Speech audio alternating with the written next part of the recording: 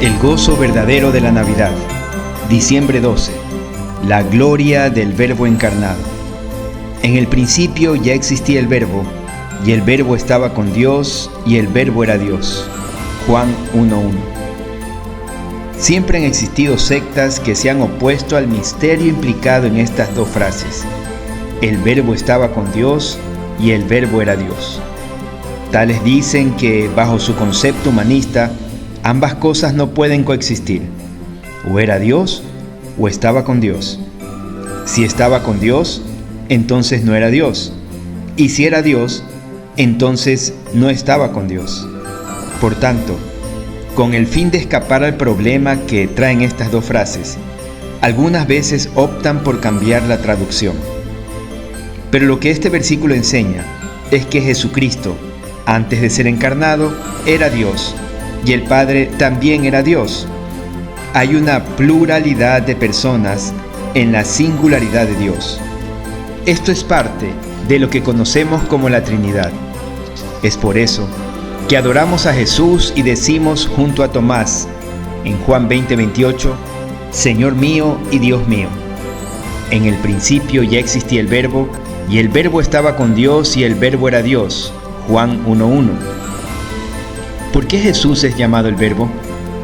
Una forma de contestar esta pregunta es reflexionar sobre cómo pudo habérsele llamado y por qué sería inapropiado llamarlo de otra manera. Por ejemplo, pudo haber sido llamado el hecho. Una de las diferencias entre un hecho y un verbo es que un hecho es más ambiguo.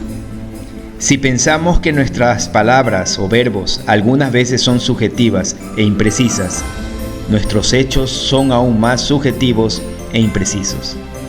Es por eso que, con frecuencia, necesitamos explicar nuestros hechos con palabras. Las palabras capturan el significado de lo que hacemos con mayor claridad que los mismos hechos.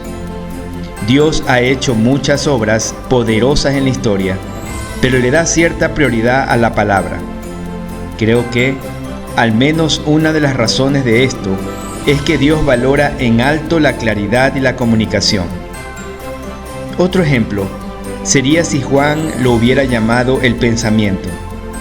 En el principio era el pensamiento. Pero una de las diferencias entre un pensamiento y una palabra es que ésta generalmente es concebida como la llave de conexión entre el pensamiento y el recipiente.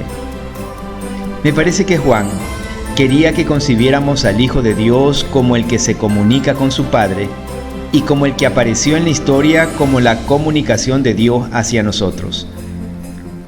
Un tercer ejemplo hipotético sería si Juan lo hubiera llamado el sentimiento. En el principio era el sentimiento.